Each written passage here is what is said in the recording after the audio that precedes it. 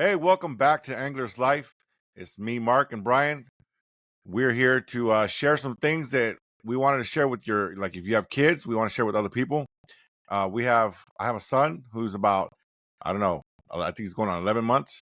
He's going to be a year old next year, and it's Brian's grandson. And I just wanted to share with you guys, what would you tell your kid? What would you share with your kid if he or she was just beginning to fish and was interested in fishing? How would you prepare them? Along with the stories that you tell them, how would you prepare them? How would you set them up for success for fishing? Because a lot of us know we have a lot of fishing stories and we have a lot of almost. But, for those good fishing stories, we want to share about the family events that we have. We want to share about the family time. We want to share about safety. We want to share about a lot of things. But this show's about how you set up your kids for success when it comes to fishing.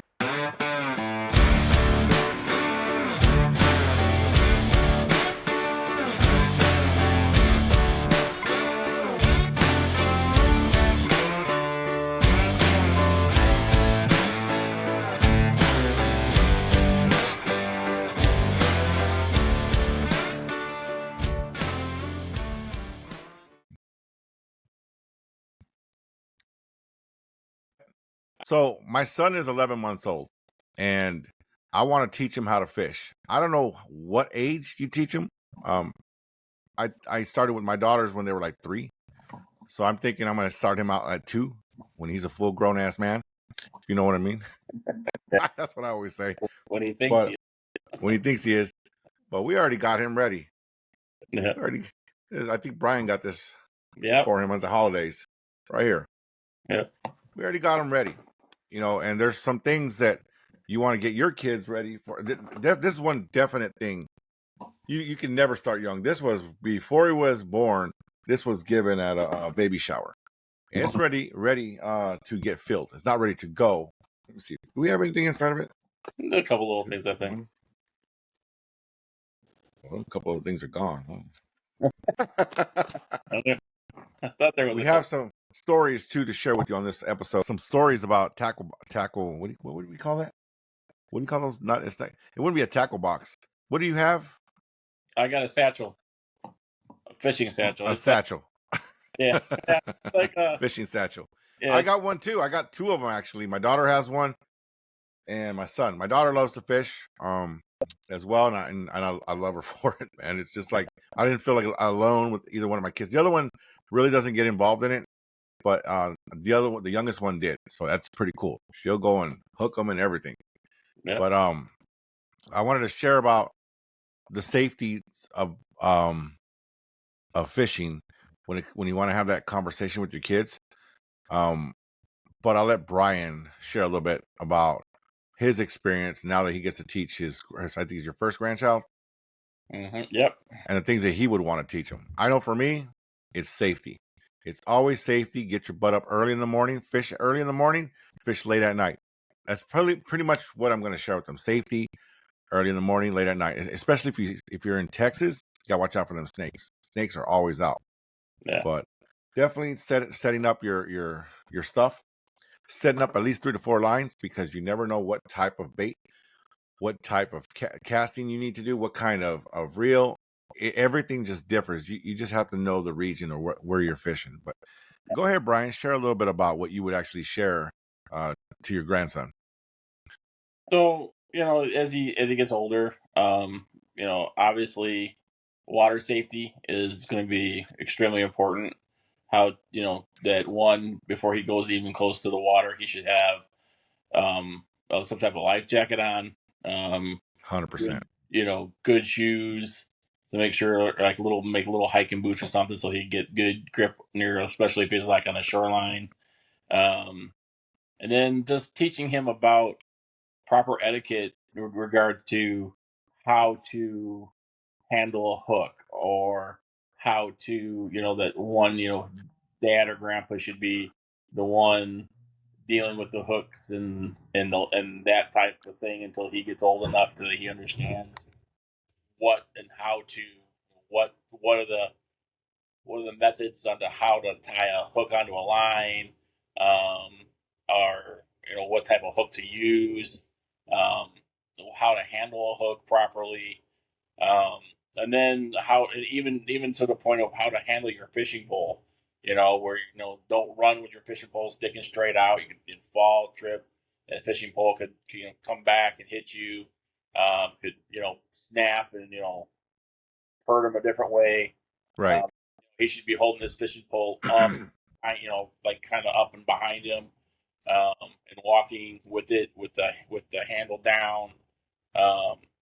Those type of things. And then regarding like the sun and stuff, what type of like clothes to wear. He should be, having his head protected from the sun. He should be having, the right type of, even getting the little baby sunglasses. So he can go out there. Primarily those yellow ones that have the tint so you can see through the water. It's a cheat code, everybody. That's a cheat code. The UV ones. Those are actually pretty cool. Yeah, so those are the type of things that I would start teaching them. But as a grandparent or even as a father, you want that child to, when they first start to experience their fishing, that you want them to catch a fish. Right. So you want them to get that thrill of, I got one, and reel it, and how to reel it in, and not to get so excited, not to, oh, I got one, and as soon as the fish comes up and splashes in front of him, drop his pole and run. Right. Let the fish take off. But you want that child to experience that catching fish. So start them off with something that he's going to catch. Something that bluegill or something like that. Bluegills are red worms. Use some red worms for those. Exactly. Yeah, but you want that experience. You want that excitement to build that. Hey, I want to go again. I know that my grandkids, when they went with their grandfather out fishing, he always tried to go big time bass fishing, and they never caught anything. So they were like, "Yeah, I don't want to go out there and sit for 3 or 4 hours." Right. But they were too young, and then they kind of. But when I took them out, I go take them out, and we go find a good place for bluegill, and they would just catch the heck out of them.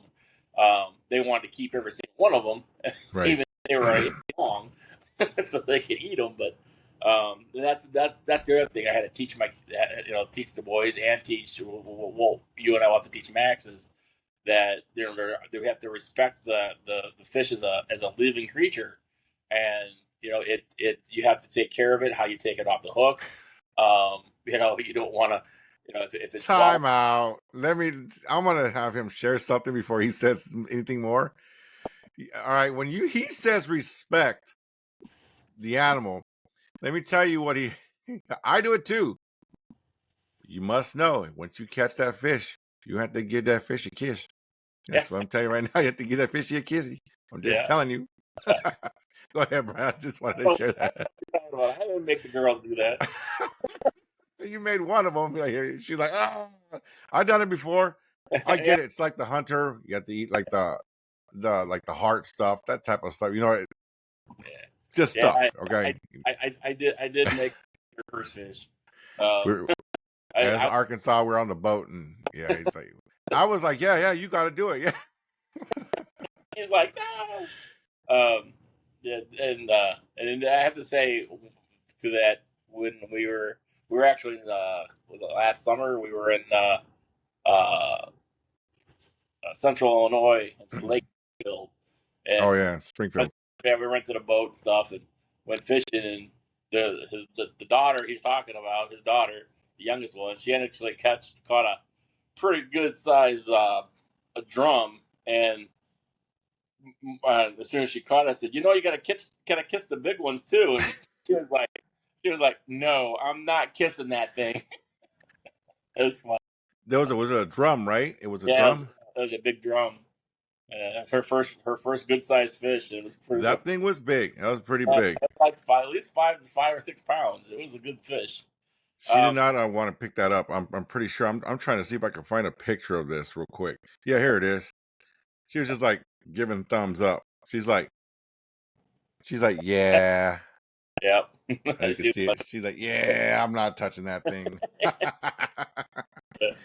I remember that. But yeah, that's the kind of stuff that we'll have, that I want Max to understand is to, respect the animal or the fish as a living creature. treat it with respect. Follow the fishing guides for size, things like that, and making him understand why we can't keep every single fish we catch. There's regulations and things like that just to keep the population of the fish, where we need to be for Right. future generations and things like that. So those are the kind of things that we want to talk about to them. Well, at least I do with them. Yeah, I mean, aside from what you just shared, how to set them up in the beginning, um, just the safety of the hooks. The hooks are your main problem. Mm-hmm. Another thing is to, like you said, to create an environment of success where he's gonna go. Everybody, this is psychology. You take someone, help them do something, and they feel like they're doing something, they're learning something, and they succeed in it. More than likely, they're going to keep doing it because they felt like they were able to accomplish something.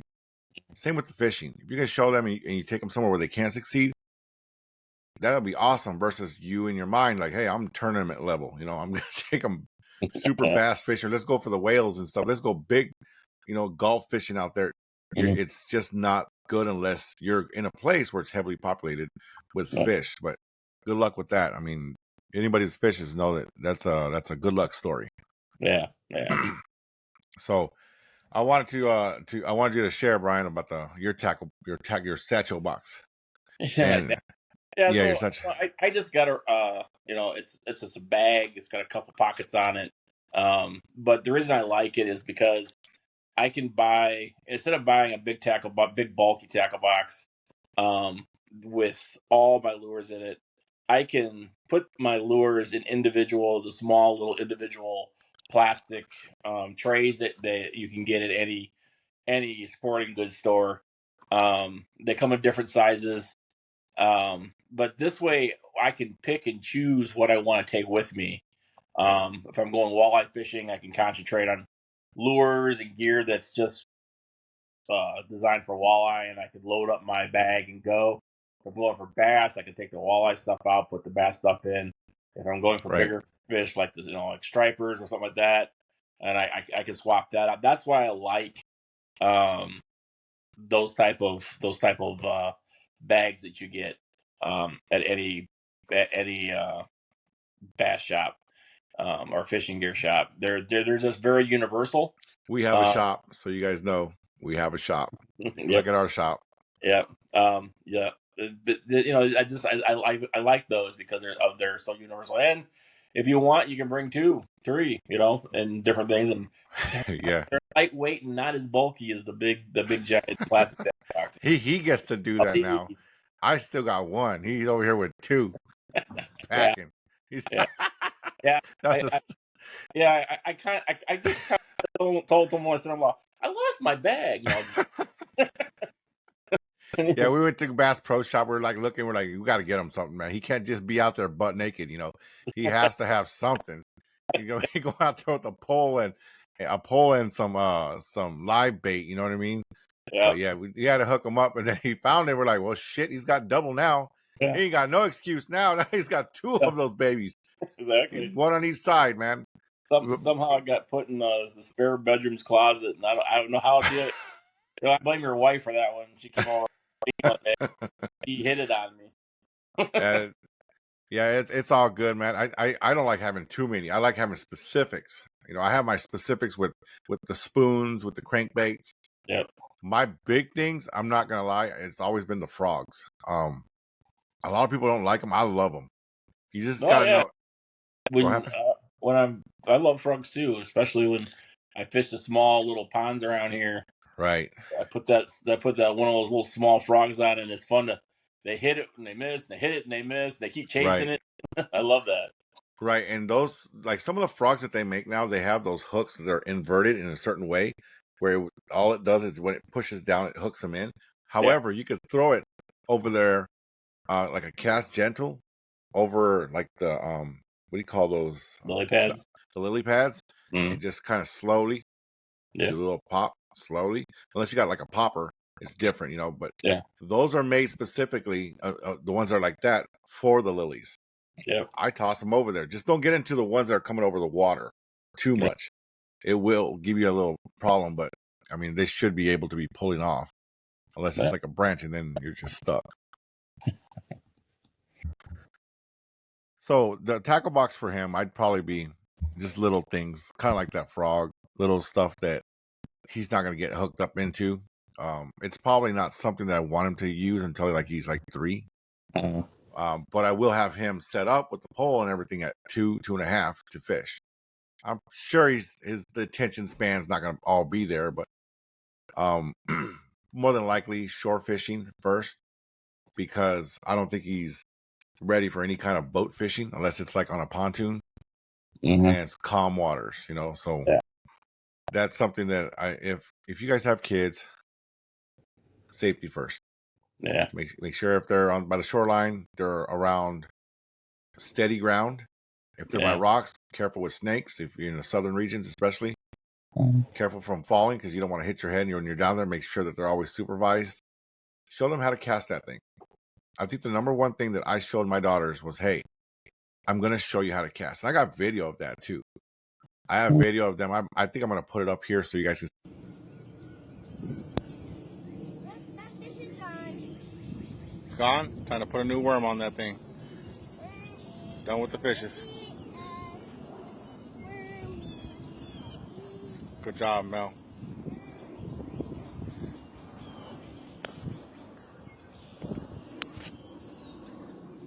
See, out there, this is probably like almost 10 years ago. Yeah. Maybe 8 years ago, but it was a cool feeling to see them cast good too. Just teaching them how to, on an open reel, how to teach. And then they also had the one that had the button. And I would recommend for you to get your kid that one and show them how to let go of the button. Not the whole thing. That might happen. Just the button. Let go of the button when you go over here. They'll pick it up. And I think your kids will have fun. Yeah. My first fishing story, I'll let Brian share his right now too. I remember it. I remember I know my grandparents did this on purpose. They made me feel, and I believed that for years, that I caught a fish with my own bare hands. All they did was they reeled it in. And as soon as it came to the bank, they're like, look, catch that fish right there. And we were fishing, and my grandfather was in his big K5 Blazer, and we're on like a levee over water on each side. It was the coolest thing ever. Then I go down. It wasn't too far of a steep of a decline. I went down, and I actually went and grabbed the fish. It was a big fish. It could have been, I don't know, it could have been anything. I don't know what kind of, I know it wasn't a catfish. They're not going to just let me go get a catfish. I'm pretty sure it was like a perch or something. But this was back in Washington State. Coolest feeling ever. Thank you, Grandpa. Rest in peace. Thank you, Grandma. One of the best fisher anglers that I know to this day. She's still alive to this day. She will hold that crown until she passes away, because I've seen that lady catch a lot of fish in my life, more than me. So I got a lot of catching up to do. How about you, Brian? What do you remember your first time? So, going to Arkansas all my life, we always went out in the boat and stuff. But I think the first thing that my best memory, I'd say that of when I was younger. So in Arkansas, they stocked trout in the lake that we used to go to, and they had just stocked a bunch of trout, like 20,000 or something like that, into the lake. And my grandfather and my dad had gone out in the boat, and I was kind of disappointed because Grandpa wouldn't let me go. But my grandmother took me over to this part of the lake called Hudson Bay, and there's an island down there, and there's a causeway that goes probably about a quarter mile that goes out over that's connected to the island. So Hudson Bay is the cove that comes down into that area and goes around the point and back into the back part of the lake. And there's a little road that she could take me down, a little gravel road, take me down to the point. And so I went down there, and Grandpa had given me this little spinner with a little plastic minnow on the back of it. Here's with a treble hook. He goes, "Here, try this when you go where Grandma takes you." And I was like, "Okay." And I'm like, it's like all sad and stuff.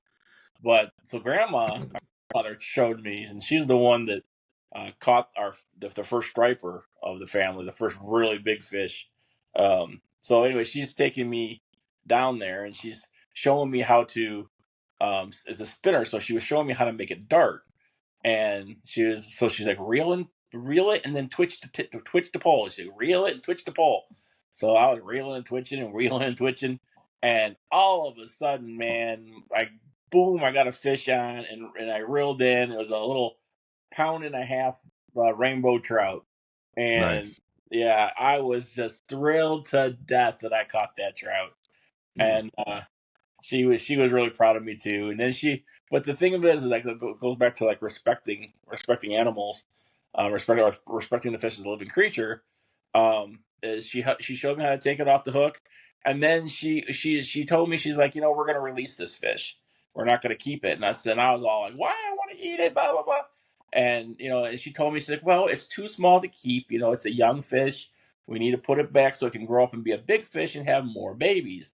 And she's like, that's why they put the fish in the lake, so that the population of the fish. So she kind of went through that whole thing with me, Right. and I was like, okay, and yes, she made me kiss it before I threw it back. That's where that came from. So, so But we, Brian, it's only supposed to last like 1 second, not 10 seconds, Brian. I think you yeah, got. I could say something, but I'm gonna keep it. I'm gonna keep it PG. So There's no PG, man. I was like, we well, when it gets a little tongue sticking out, you gotta give it some 10 seconds. Anyway, so we released the fish back into the water, but that was like, I think, the first time that I really had it was like a big, for me it was a huge fish, and I think that kind of like got me really hooked on fishing. So I was probably, if I remember correctly, I was like maybe 5 or 6 years old, and so yeah, that was my first thing. But I just still remember my grandma teaching me how to use that spinner bait, and like the third or fourth cast that I had done, I got that fish. So a couple casts later, I had latched into, I don't know what it was. It was either a smallmouth or a largemouth, like 2 feet from the shore. Scared me to death, and it got off. It threw the hook, and I looked at Grandma. She looked at me, and she goes, "Well," she's like, "Try again." right. So it went back, but yeah, that's my earliest remembrance of learning how to fish. So as you can see, there's fishing stories from everyone. These are our first, but again, we want your kids first to be safe. We want your kids first to be memorable. We want your kids' first story to be, for you and them to be special. Yeah.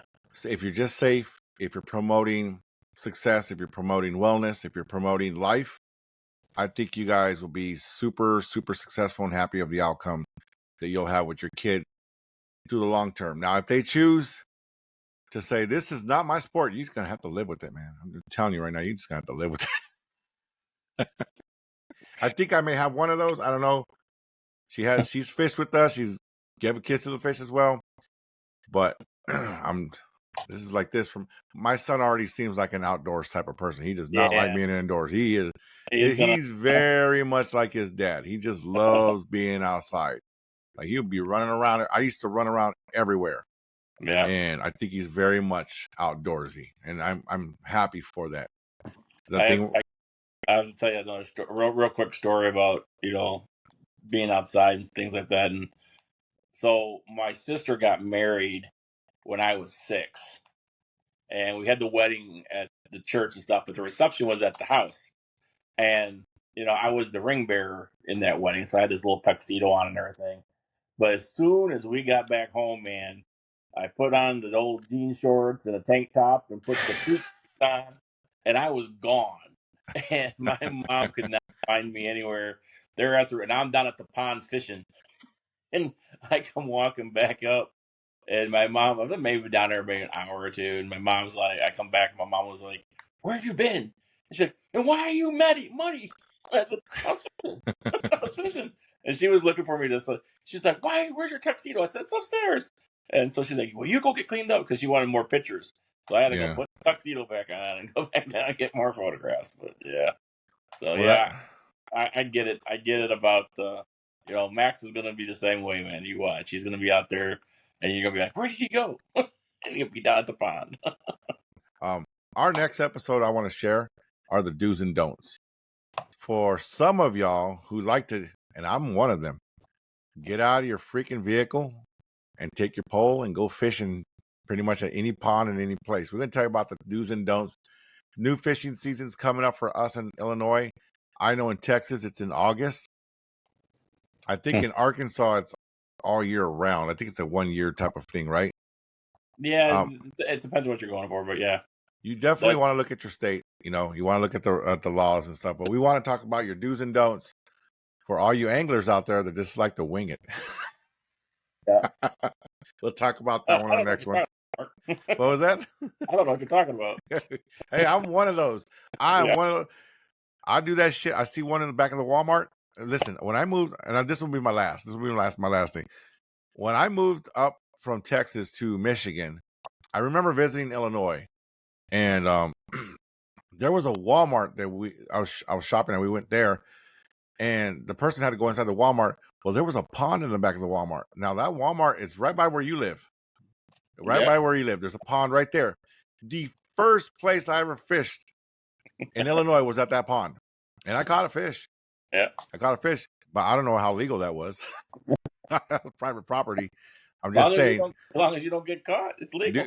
Do's and don'ts, guys. Do's and don'ts next time. And it's not for the kids. This one was for the kids. This one was to help the kids, help you and the kids promote safety, loving environment, some family time, and some success going forward. Next week, we have do's and don'ts, or I think next week would be Sunday. No, it's a Tuesday today. Our next episode, we're gonna have a hopefully have a guest. If we don't, it will be our do's and don'ts. So it's either going to be Bates, funny names for Bates, and we got a character coming, or we have the do's and don'ts for all you anglers out there that just love to wing it. We'll see you guys on the next one. Brian? Until then, keep your lines tight, guys. All right, we'll see you guys later. All right.